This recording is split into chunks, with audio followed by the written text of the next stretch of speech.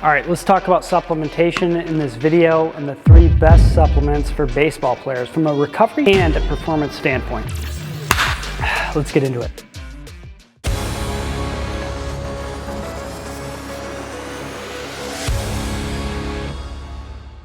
Something you want to consider is that supplementation benefits vary from individual to individual. I often hear people say on the internet, you shouldn't use supplements unless you've nailed down your diet, nutrition, all these other things. And while I agree that your overall nutritional plan, your sleep habits, as well as your training can be more important than your supplementation, the research doesn't exclude training. It doesn't control for training or nutrition or anything else when they do these studies. A lot of times they just add this into whatever people are doing and we see the benefits of them. What that tells us is that you're going to get benefits from these supplements, whether you really have the best nutritional plan in the world or other things. Now, I still advocate you've got to improve your diet, you've got to improve your sleep, you've got to improve your training, or you're probably not going to get the most out of your recovery supplements or your performance supplements. But just because you don't have the best sleep habits in the world, or just because you don't have the best nutritional plan overall in the world, doesn't mean you're not going to get substantial benefit and significant benefit from supplementation. Consider using supplementation to replace certain things in your diet. Protein shakes, for one. That's my #1 supplement that I recommend for our baseball players is a supplementation protein shake, good old classic whey, throughout the day. We love whey supplementation because it's going to add in the very pieces of your nutritional plan that are going to assist in rebuilding and recovering from the traumatic stress of throwing and training. Fit in your good old-fashioned whey protein and you're going to, #1, not break the bank because whey is fairly cheap. It's also easily digestible. People that have problem with dairy don't often have a problem with whey protein, whereas they may with casein or another milk protein variant. So consider whey as your protein of choice, and also understand it's more quickly absorbed than other proteins, and there's a lot of flavors you can get, and it generally tastes pretty darn good. Some people, they're not going to be able to use whey. And if you're one of those people who can't use a whey protein because you have some food sensitivities or you don't digest whey very well, then you've got other options like essential amino acids and even some vegan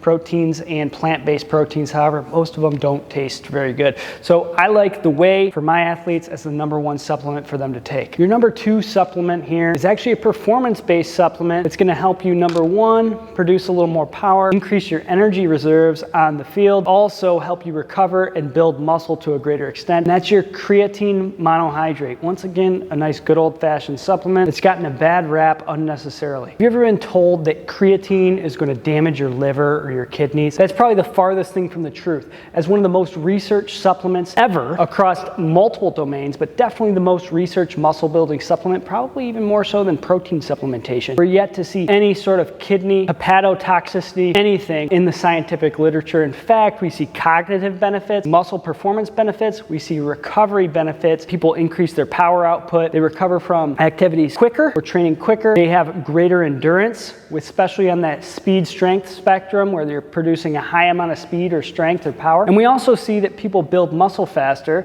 and they can increase weight faster by putting water into the muscle. Now, is that a negative? It's absolutely not a negative. Anyone who's going to say, well, creatine just makes you fill up on water, you're going to have more fluid get into the muscle cell. What does that do? It expands the muscle cell. When the muscle cell expands, it stretches, it grows, but it also pulls more nutrients into the cell and hydrates the muscle cell. Exactly what it needs for recovery. So if that's being promoted to you as a negative of creatine supplementation, you might want to do a quick Google search, because you're going to find out that people who are saying that don't know anything about what they're talking about as far as it comes to creatine monohydrate. All these other forms of creatine, I wouldn't bother buying them. Creatine monohydrate seems to be the most tried and true, effective, cheapest option on the market today. We're yet to see it, but I would love to see a study that actually looks at pitching velocity with pre-game supplementation of creatine monohydrate. And I'd also like to see how quickly people recover when they've used creatine monohydrate in moderate doses of 3 to 5 grams per day over a period of time, and how quickly they recover compared to their counterparts who don't use creatine. I bet if we did that, we would find that people who supplement with creatine may throw a little bit faster on average in a game, may keep their peak speed up a few more innings or a few more pitches in the game, I would guess they'd recover a little bit faster, and that's based on all the research we've seen in other sports,